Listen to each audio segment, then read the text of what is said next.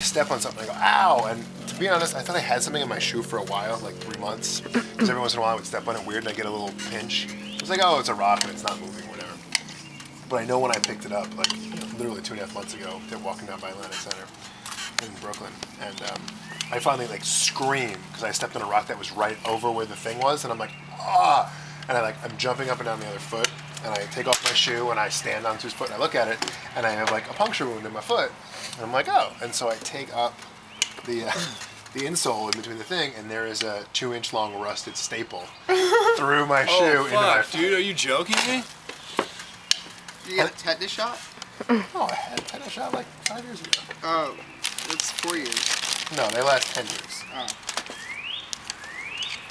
Besides, tetanus lives on lots of things that aren't rusts Right, way more exactly. actively than rust. It just happens to live on rust also. I don't know, what's the incubation period for tetanus? When am I going to start having lockjaw and like foaming at the mouth? I don't know. Well, it takes a couple weeks, I think. Does it?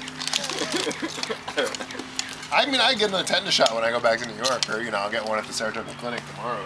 Well, they suck, but you said you had one within 10 years? Yeah, I've had it in the last 5 years. You're probably fine. It was not very deep, and I cleaned it right away. Yeah. So, and I cleaned it with tetanus Purell, because that was the thing that I had. Yeah, well, that works. Yeah. I bet that stung like a mofo. Yeah, it wasn't a very deep cut. Clearly, I've been stepping on this staple for 3 months, and I don't have tetanus yet, so I wasn't too worried. Well, how did it already puncture your shoe? That's the thing. Punctured. Oh yeah. I don't know if it broke the actual skin. The insole, though. I don't know. I'm not worried. The second thing that happened to me was we were cooking the mac and cheese in that tiny coffee pot that we shouldn't have been trying to do, and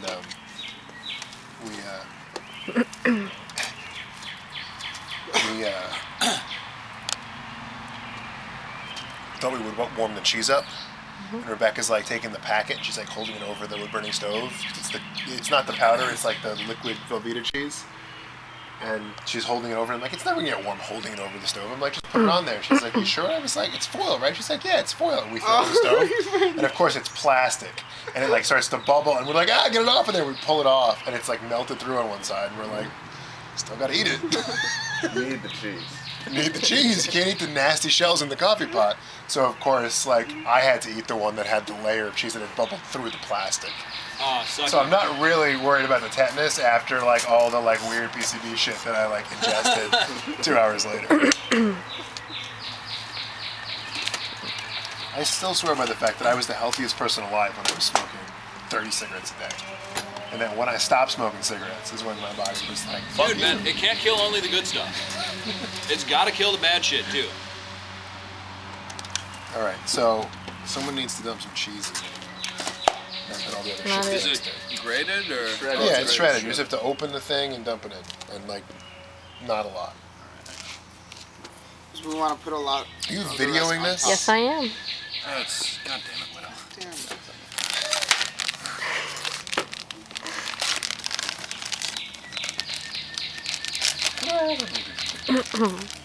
Yeah, put some in there.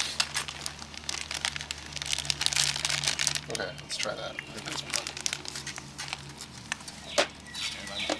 These are gonna get serious ass burgers. Yep. That's what I'm talking about. You're gonna want more.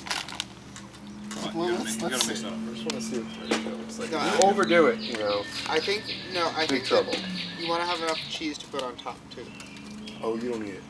Well, you don't with the blue. I don't know about with the cheddar. This is like I said. Cheddar, you do. This is a new.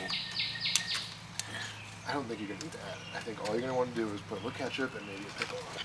Make some mustard too. Maybe mustard. That seems sort of thing. I don't think I know why ketchup or mustard. You may not. You may not even do it.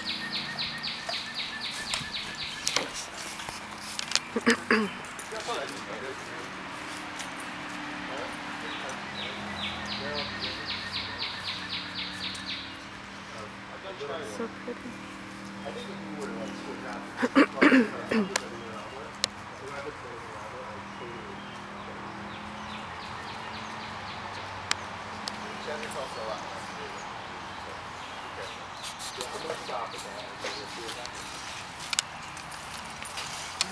Yeah. So cold. I've always had it. Everybody know that, like, I've always had it where It's you really form the patty around the cheese. So this is going to be interesting how this works. I've always just done it like that.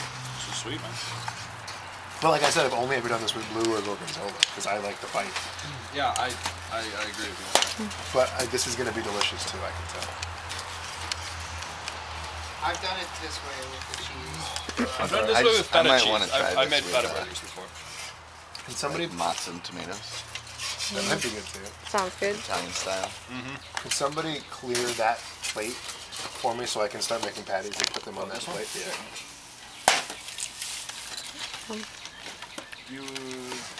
It had fish on it. Do you want a new plate? I brought That's good. Yeah, cooked fish, not raw fish, right? That had cooked fish, That's fine.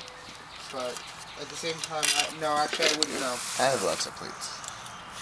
It's going to be a solid ass burger. This is how big my burgers are. They're snowball size. It's a tiny grill though, man. Well, we'll cook.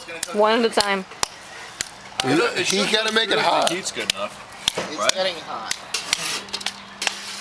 It's getting real Only hot. good if they're this big.